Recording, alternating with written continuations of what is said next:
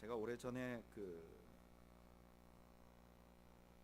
고두현의 시 읽는 CEO라는 책이 있는데 그 책에서 이런 시를 하나 읽어봤습니다. 참 좋더라고요. 희망가라는 시인데 한번 볼까요? 제가 읽어보겠습니다. 얼음장 밑에서도 고기는 헤엄을 치고 눈보라 속에서도 매화는 꽃망울을 튼다. 절망 속에서도 삶의 끈기는 희망을 찾고 사막의 고통 속에서도 인간은 오아시스의 그늘을 찾는다. 눈 덮인 겨울의 밭고랑에서도 보리는 뿌리를 뻗고 마늘은 빙점에서도 그 매운맛 향기를 지닌다. 절망은 희망의 어머니, 고통은 행복의 스승, 시련 없이 성취는 오지 않고 단련 없이 명검의 날이 서지 않는다. 꿈꾸는 자여, 어둠 속에서 멀리 반짝이는 별빛을 따라 긴 고행길을 멈추지 말라. 인생 항로, 파도는 높고 폭풍우는 몰아쳐 배는 흔들려도 한 곱이 지나면 구름 뒤 태양은 다시 뜨고 고요한 백길, 순항의 내일이 꼭 찾아온다. 저는 이 말 중에 이 시구 중에 이 시구가 참 마음에 드는 것 같아요. 절망은 희망의 어머니. 이처럼 우리가 살아가는 세상의 희망은 항상 절망을 배경으로 하고 있는 것 같아요. 오늘 본문이 그런 본문이에요. 오늘 본문은 정말 절망스러운 상황을 배경으로 하고 있어요. 오늘 이야기는 이렇게 시작합니다. 나봇이라는 사람이 등장을 해요. 그런데 이 나봇은 이스라엘 평야에 포도원을 가지고 있어요. 이스라엘 중에서 이스라엘 평야는요 굉장히 비옥한 곳이에요. 이스라엘 땅의 거의 한 3분의 1은 광야예요. 예루살렘 밑으로는 뭐 자라지를 못해요. 예루살렘에서 그 북쪽 헐몬산 인근까지가 그래도 농사를 짓는데 그 중에 헐몬산 인근에 있는 그 근처, 그 갈멜살 근처가 아주 최고로 좋은 땅이에요. 뭐 이렇게 언덕에 올라보면 들판이 아주 넓고 비옥해요. 근데 거기에 포도원을 가지고 있는 거예요. 그런데 이 포도원이 공교롭게도 아합 왕의 왕궁 바로 옆에 있어요. 그러니까 아합 왕이 그 포도원을 보면서 탐이 나는 거예요. 그래서 그 포도원에다가 포도 농사를 다 빼고 거기다 채소를 심으면 왕궁에서 먹을 만한 채소를 다 거두겠다, 이런 생각이 들었어요. 그래서 이 아합 왕이 그 나봇에게 이렇게 말해요. 그 포도원 나한테 팔아라. 그럼 내가 후한값을 쳐주고 뿐만 아니라 내가 땅으로 보상해달라 그러면 다른 더 좋은 땅을 내가 너에게 주겠다. 또 네가 돈으로 보상해달라, 아니면 다른 걸로 보상해달라 그러면 내가 충분히 주겠다, 이렇게 말했어요. 여러분 생각해 보세요. 한 나라의 왕이 충분히 보상해준다 그러면서 그 포도원을 달라고 해요. 당연히 거래가 성사돼야 되죠. 근데 나봇이 안 된다고 해요. 왜 안 된다고 하느냐? 3절에서 그 대답이 나와요. 열왕기상 21장 3절에 보면 이렇게 말해요. 나봇이 아합에게 말하되 내 조상의 유산을 왕에게 주기를 여호와께서 금하실지로다 하니. 하나님이 땅을 파는 것을 금했다는 거예요. 이럴 때 우리가 이 장면을 보면 참 너무 감격스러울 수밖에 없어요. 왜냐하면은 이스라엘 백성들에게 이 땅은 아주 특별해요. 땅은 자기들이 하나님의 백성이라는 사인이었어요.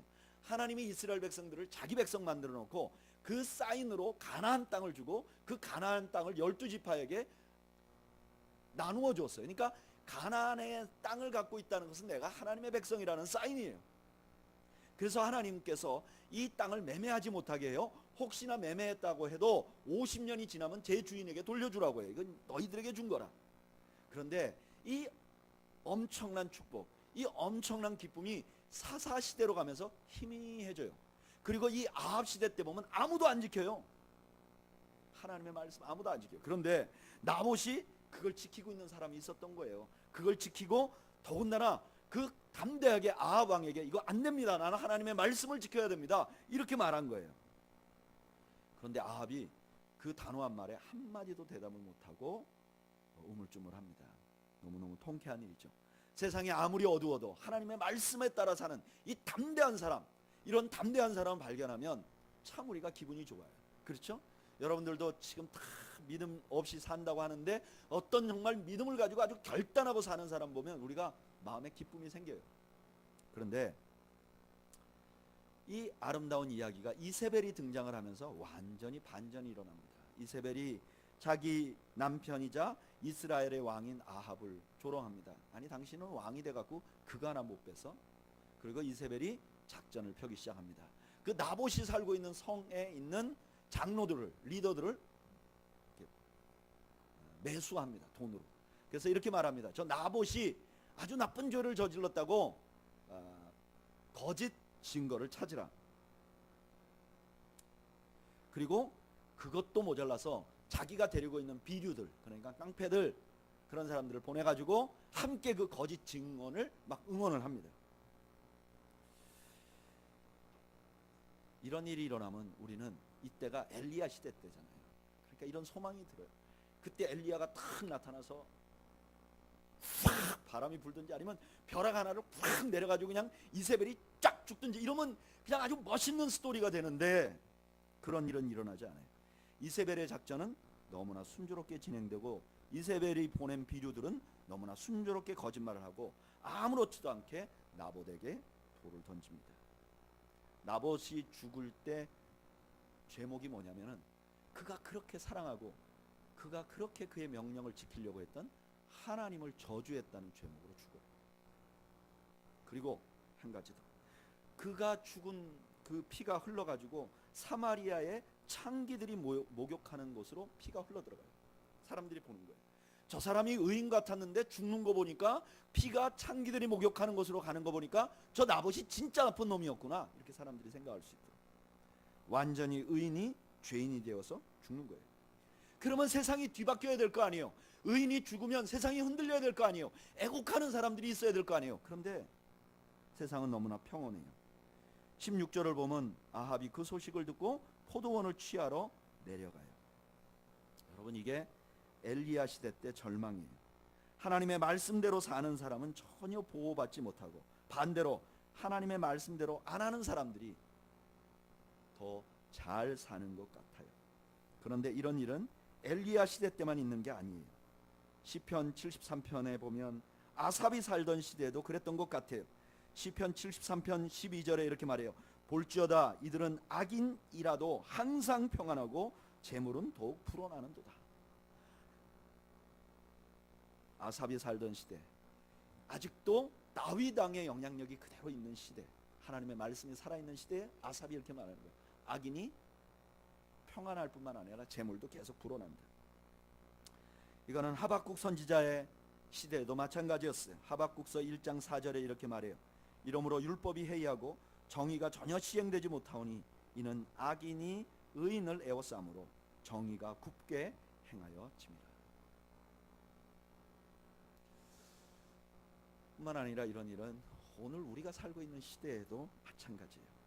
하나님의 말씀대로 살려고 하는 사람들이 보호받아야 되는데 우린 그렇게 기대하잖아요. 하나님의 말씀대로 살아야지 보호받을 것 같은데 하나님의 말씀대로 사는 사람들은 오히려 보호받지 못하는 거예요.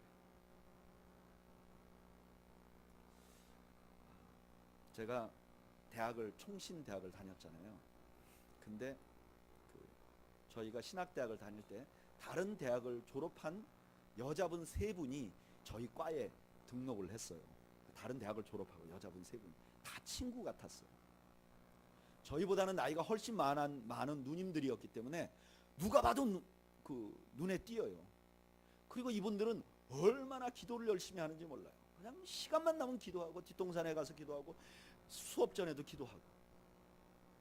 전체 학생이 104명이었는데 그분들 중에 눈에 띄는 분들이었어요. 그런데 이분들이 아주 특이한 게 하나 있어요. 뭐냐면요, 시험을 볼 때가 되면 셋이 앉아서 똑같이 앉아서 쭉 간절히 기도해요. 그리고 시험이 딱 시작되면요 그냥 자습서를 내놓고 뺏겨요. 소위 컨닝을 하는 거예요.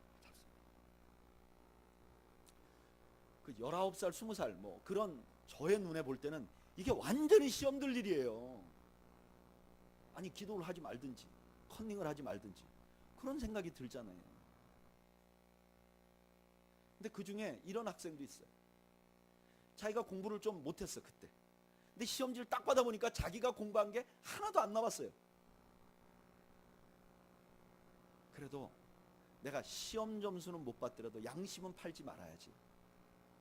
그래서 그냥 거의 백지를 내는, 양심을 지키기 위해서 거의 백지를 내는 학생도 있었어요. 그럼 우리가 이런 기대가 있잖아요. 시험지를 딱 보고 교수님이 얘네들은 몽골 보고 베꼈구나. 딱 해안을 가지고 너희들은 시험 이걸 잘 썼지만 양심을 어겼으니까 빵점. 너는 비록 공부는 안 했지만 네 양심을 지켰으니까 C로 내가 너를 패스시켜주겠다. 뭐 이런 일이 일어나야 되잖아요. 근데 성적을 받으면 보고 베낀 분들은 늘 A예요. 그리고 못 쓴 학생은 D에 D. 어떻게 하느냐? 그게 저였어요. 여러분, 우리가 기대하는 거는 내가 말씀대로 살려면 뭔가 좀 살면 하나님이 뭔가 사이드로 뭘 도와주실 것 같은데 도움이 일어나지 않아요. 반대로 그냥 악을 행하고 눈속임하고 하나님 원하는 대로 안 사는데 그 사람이 자꾸 잘 살아요. 제가 목회를 하다 보면 우리 교회는 두 분의 장로님밖에 없어서 그런 일이 없지만 예전에 제가 장로님들 좀 많은 교회에서 목회할 때는 장로님들이 주일날 앉아서 이렇게 얘기를 하다 보면 어떤 때는 목사님 내가 이번에 이런 잘못을 했는데 벌을 안 받고 싹 빠져나왔다고 이걸 자랑하고 하나님의 은혜라고 말하는 거예요.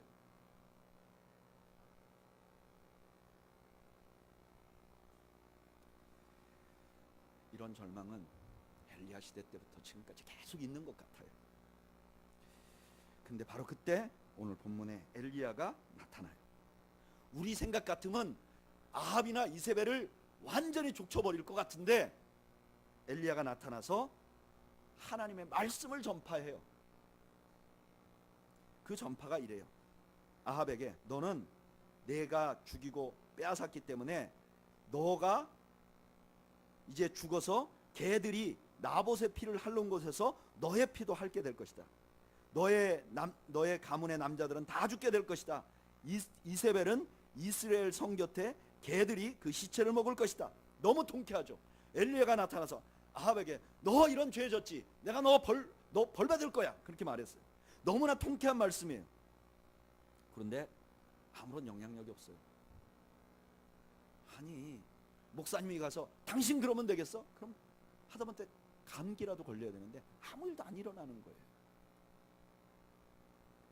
나봇은 죽었고 아합은 땅을 차지했고 말씀은 그냥 공허하게 없어지는 것 같았어요. 그런데 여러분 이 장면을, 이 말씀을 그 장면으로만 보면 그렇게밖에 안 보여요. 그런데 이 열왕기서를 처음 읽은 사람들은 이 사건이 있은 지 300년 후의 사람들이에요. 그 300년 후의 사람들의 눈으로 보면 이 말씀이 완전히 다른 말씀이 돼요. 이 당시에는 비록 어둡고 절망적이고 그런 사건인데 300년 후의 말씀으로 눈으로 보면 이 말씀 속에 소망이 있어요. 잘 보세요. 300년 후의 사람들은 누구나가 다 의문을 갖고 있었어. 어떤 의문? 그렇게 잘 나가던 강대하던 아합이 왜 갑자기 전쟁에 나가서 죽었을까? 그런데 전쟁에 나가서 죽어서 그 시체를 끌어와서 사마리아 성에서 씻었는데 거기가 왜 창기들이 목욕하는 곳이었을까? 왜 예후라는 사람이 나타나서 아합의 가문을 다 죽였을까? 왜 아합 왕조가 멸망할 때 이세벨 그 왕비가 시체를 찾았는데 머리하고 팔만 있지 몸뚱아리가 없었을까? 의문을 갖고 있었는데 이분들이 이제 이해를 하는 거예요. 열왕기 하 9장 37절에 이렇게 말해요. 돌아와서 전하니 예후가 이르되 이는 여호와께서 그 종 디셉 사람 엘리야를 통하여 말씀하신 바라 이르시기를 이스라엘 토지에서 개들이 이세벨의 살을 먹을지라. 하나님의 말씀이 살아있구나. 하나님께서 한 번 하신 저주가 이루어지는구나. 하나님의 말씀은 아무리 어두워도 살아있구나. 그러면서 이 절망적인 이야기에서 소름 끼치는 희망을 가지게 됩니다. 뭐냐? 여러분 아합의 죄목이 뭐죠? 하나님이 물려주신 나봇의 땅을 빼앗고 그를 죽인 거예요. 그런데 보세요. 이게 누구의 죄명인가? 바로 자기들을 끌고 포로로 잡아간 바벨론의 죄목이었어요. 바벨론이 뭘 잘못했느냐? 하나님의 백성에게 준 그 땅에 들어와서 그 백성을 죽이고 그 땅을 빼앗은 거예요. 이게 바벨론의 죄. 그런데 자기들의 눈에 볼 때 바벨론은 아직도 건재해요. 그런데 그 바벨론에게 말도 안 되는 예언을 한 사람이 있었어요. 그 사람이 예레미야예요. 예레미야가 뭐라고 말했느냐? 이렇게 말했어요. 예레미야서 50장 2절에 너희는 나라들 가운데 전파하라, 공포하라, 깃발을 세우라, 숨김없이 공포하여 이르라. 바벨론이 함락되고 벨이 수치를 당하며 무로닥이 부스러지며 그 신상들은 수치를 당하며 우상들은 부스러진다 하라. 예레미야를 통해서 바벨론이 망할 거라고 예언을 했어요. 근데 바벨론은 여전히 건재해요. 그런데 이 아합의 이야기를 보면서, 이 나봇의 이야기를 보면서 이 사람들이 이렇게 생각하는 거예요. 그래, 나봇이 빼앗겼을 때 아합이 그렇게 건재했는데 그 말씀대로 된 것처럼 언젠가 예레미야가 약속하신 그 말씀대로 바벨론이 망하게 될 것이다. 분명히 나봇의 이야기는 절망적인 이야기였는데 포로로 잡혀간 이스라엘 사람들에게는 소망의 이야기가 되는 거예요. 이 이야기가 불의한 세상에서 우리를 견디게 만들어주는 거예요. 소망을 갖게 만들어주는 거예요. 지금도 불의하고 지금도 불의한 사람들이 잘 되는 세상에서 그래도 이 이야기 속을 가지고 소망을 갖게 되는 거예요. 그런데 이 이야기는 여기서 끝나지 않아요. 이 이야기는 더 놀라운 이야기를 이해할 수 있도록 해줘요. 이 일 후에 이스라엘에는 나봇과 비슷하게 죽은 분이 한 분 등장을 해요. 그분은 아무런 죄도 짓지 않았어요. 하나님 말씀만 전했어요. 하나님 말씀만 전했어요. 그런데 사람들이 그를 거짓 증거를 세워서 죽였어요. 심지어 그는 많은 사람들이 하나님의 아들로 고백했어요. 가장 가까운 제자들도 하나님의 아들이라고 인정했고 심지어 자기 스스로도 자신이 하나님의 아들이라고 인정을 했어요. 그런데 이건 말로만 한 게 아니에요. 이분이 도저히 사람이 할 수 없는 기적을 행하여 죽은 사람도 살리고 5,000명을 먹이고 죄도 용서해줘요. 그런데 거짓 증인들에 의해서 기소를 당해요. 한 적도 없는 일. 마태복음 26장 59절에서 62절 보면 대제사장들과 온 공회가 예수를 죽이려고 그를 칠 거짓 증거를 찾으며, 하나님의 아들 같은 사람이 거짓 증인에 의해서 기소를 당해요. 그럼 뭔가 세상이 바뀌어야 되잖아요. 그런데 처참하게 죽어요. 그리고 세상은 아무 일도 일어나지 않아요. 너무나 평화로워요. 이게 세상의 절망이에요. 하나님의 아들이 죽어도 아무 반응이 없는 거예요. 그런데 예수님이 살아계시는 동안에 도저히 불가능할 것 같은 예언을 하나 해요. 마가복음 8장 31절 인자가 많은 고난을 받고 장로들과 대제사장들과 서기관들에게 버림받아 죽임을 당하고 사흘 만에 살아나야 할 것을 비로소 그들에게 가르치되. 말도 안 되는 거죠. 3일 만에 어떻게 죽었다가 살아나? 도저히 일어날 수 없는 일이에요. 그런데 그가 살아나요.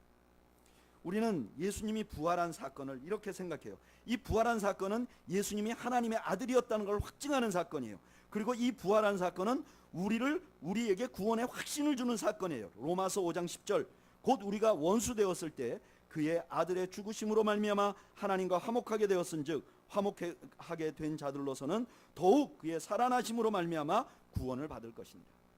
그런데 이 부활의 기적은 또 다른 은혜를 우리에게 줘요. 그 은혜가 뭐냐면은 우리가 살아가는 세상이 아무리 악하고 소망이 없어 보여도 하나님의 말씀을 신뢰하고 소망을 갖도록 만들어 주어요. 십자가는 이 세상에서 가장 슬픈 이야기지만, 그러나 우리에게 아무리 절망적인 상황 속에 살아도 절대로 절망하지 말라고 우리에게 소망을 주는 사건이 되는 것이죠.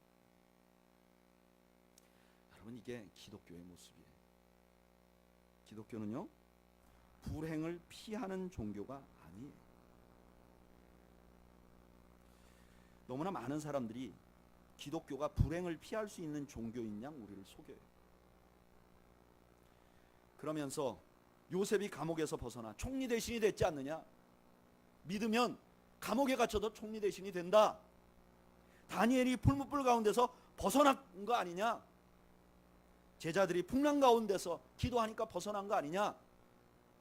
기독교는 불행을 벗어나게 해준다. 근데 여러분 잘 생각해보니 이건 절반만 진리예요. 요셉은 총리 대신으로 성공했지만 그 후손들은 애굽의 종이 됐어요. 다니엘은 풀무불 가운데서 벗어났지만 여전히 포로로 살아가고 있었어요. 제자들은 풍랑에서는 벗어났지만 요한을 제외하고는 모두 순교당했어요. 게다가 대부분의 하나님의 백성들은 불행을 피하지 못했어요. 아브라함은 하나님의 명령을 따라 나왔지만 평생 떠돌이로 살았어요. 여러분, 아브라함은 땅 한 평을 갖지 못했어요. 하나님이 가라고 해서 나왔는데 땅 한 평을 갖지 못하고 오직 자기와 자기 부인이 죽어서 들어갈 굴 하나 소유했어요.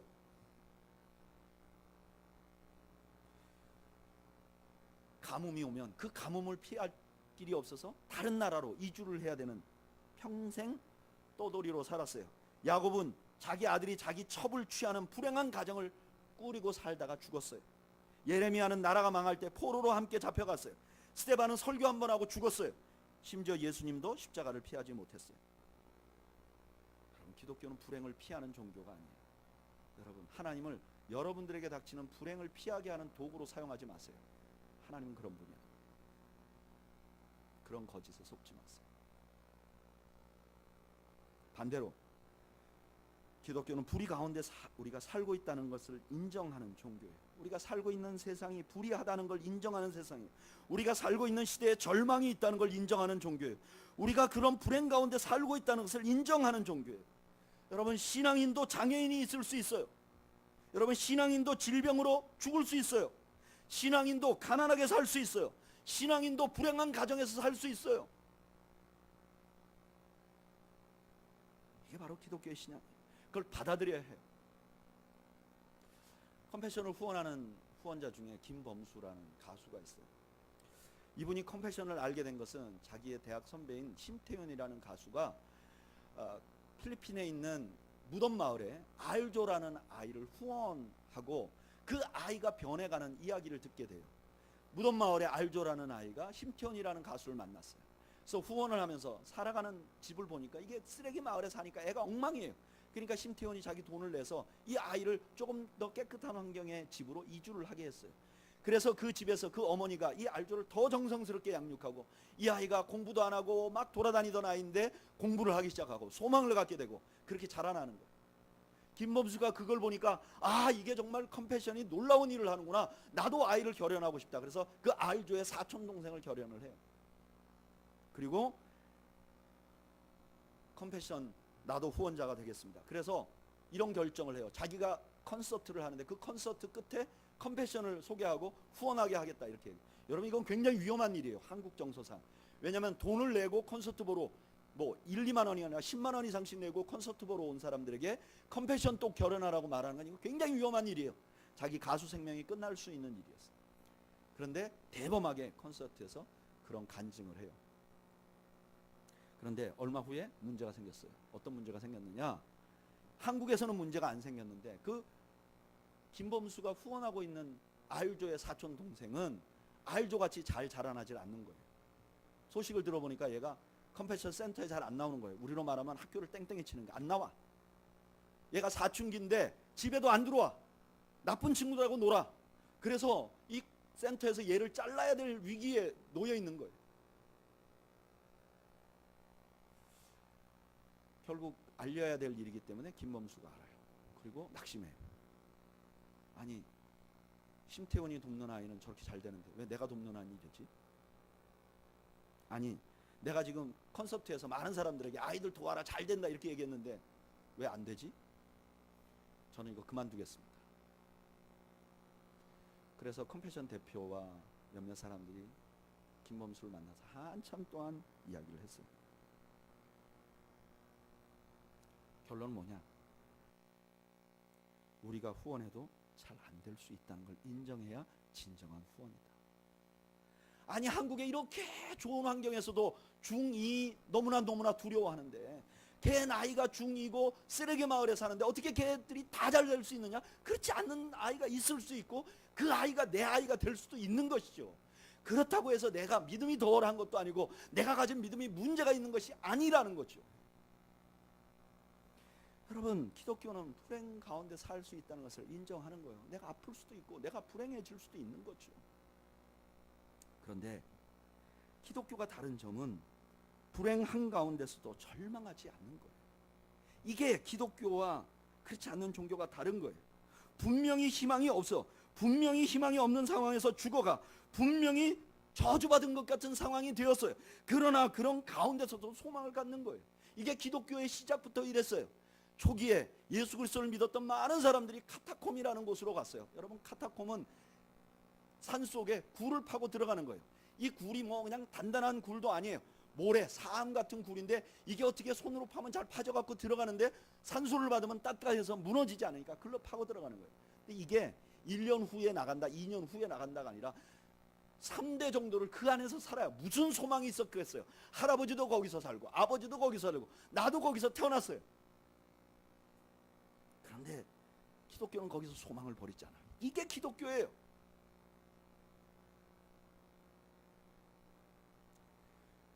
여러분, 믿음을 가진 사람은 지금도 그렇게 살아요. 믿음을 가지고 자기 상황을 뒤엎으려는 게 아니라 절망 속에 둬서 소망을 가지며 살아요. 제가 전에 목회했던 교회에, 산호세에서 목회했던 교회에 한 가정이 그 교회에서 신앙생활 하다가 다른 지역으로 이사를 갔어요. 근데 이사간 그분이 저희한테 편지를 보냈어요. 그 편지의 내용이 이래요. 보고 싶은 사모님, 목사님 안녕하세요. 여기 보면 잘 이상하죠. 보고 싶은 목사님, 사모님 이래야 되는데 보고 싶은 사모님, 목사님.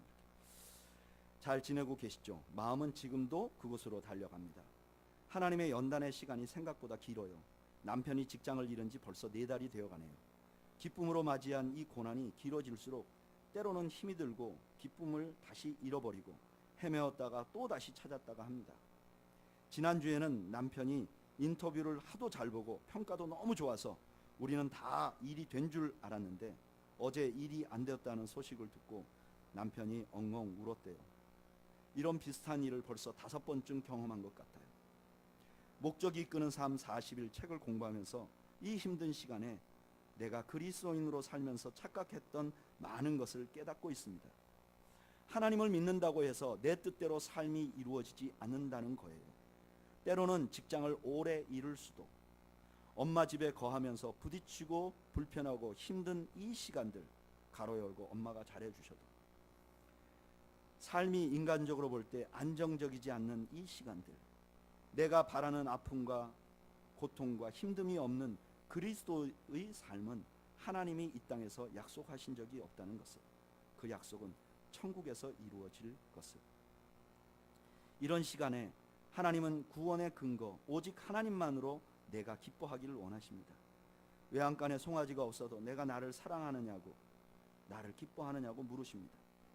하나님의 방법대로 우리에게 먹을 것, 생계를 공급하시는 것에 만족하냐고 물으십니다. 네, 주님이라고 작은 소리로 대답해 봅니다. 내 힘과 의지만으로는 힘들어요.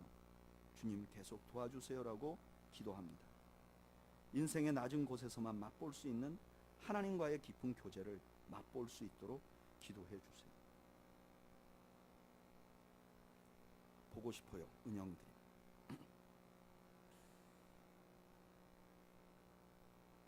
이분은 신앙생활을 오래 한 분이 아닙니다.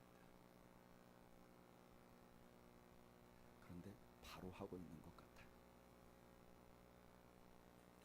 또한 그리스도인은 불행을 벗어나게 하는 게 아니라 불행 안에서 소망을 가질 뿐만 아니라 환난 중에 있으면서도 그 절망으로 다른 사람들에게 소망을 주는 것이 그리스도인들의 삶이에요. 우리는 아무 일도 없어서 다른 사람을 돕는 것이 아니라 우리도 힘들고 절망적인 상황에 있지만 우리는 소망을 갖고 있기 때문에 또 다른 사람을 돕는 것이죠. 오래전에 헨리 나우엔이라는 사람이 이런 책을 썼어요. 상처 입은 치료자. 예수님은 십자가에서 상처를 입으셨어요. 그리고 그 상처 있는 그대로 우리를 치유하셨어요. 마찬가지로 우리도 상처 입은 상황을 살아가요. 우리도 세상이 만만치 않아요. 우리도 직장에 나가면 나를 힘들게 하는 사람이 있고, 가정에도 나를 힘들게 하는 사람이 있고,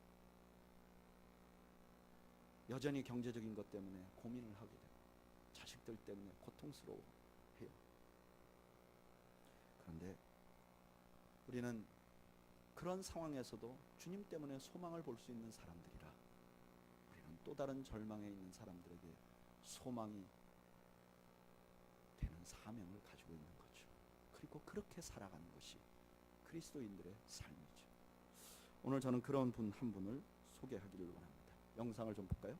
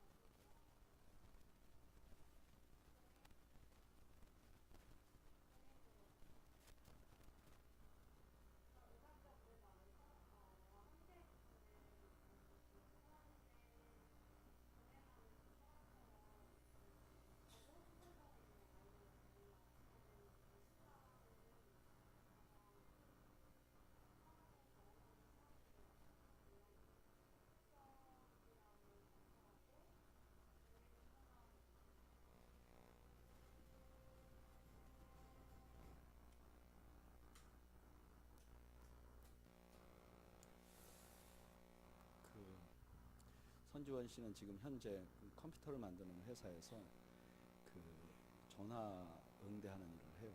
그런데 아시다시피 장애를 가지신 분들은 분노가 항상 가슴에 차서 전화를 딱 하면 처음부터 끝까지 계속 욕을 한대요. 그래서 앞으로 6개월 정도 후면 이제 거기를 나와야 되는 거예요. 그 임시직이라서, 계약직이라서. 자기는 거기를 벗어나고 싶다고. 그래서 최근에 이제 직업으로 오퍼를 받은 데가 장애인 고용하는 곳인데 한 달에 60만 원을 준대. 그래도 자기는 저 전화를 계속 받는 일이 너무 힘들다. 중증 장애인이기 때문에 국가에서 이 자매를 위해서 집을 제공을 했어요. 근데 그 안에도 교회 자매들이 2명이 함께 사는데 아무도 생활비를 내지 않고 같이 산대요.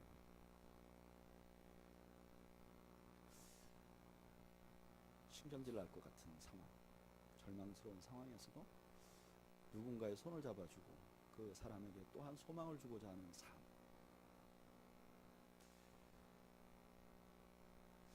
저 자매가 얼마 전에 큰 집회에서 간증을 했어요. 근데 간증하는 동안에 제가 그 자매한테 물었어. 자매가 기도를 좀 해달라고, 너무 떨린다고. 그래서 제가 가서 이렇게 얘기했어요. 뭐 떨릴 게 있냐, 사람이 많고 적으면 아무 문제가 없다. 하나님 앞에 그냥 연주하고 하면 되지 않겠냐. 근데 이 자매가 이렇게 말했어요. 목사님, 제가 사람이 많은 데서 연주를 하는 게 두려운 게 아니고 제가 사람들을 의식하고 하나님을 의식하지 않고 연주할까봐 그게 두려워요. 저를 위해서 기도해 주십시오. 하나님을 믿는다는 것,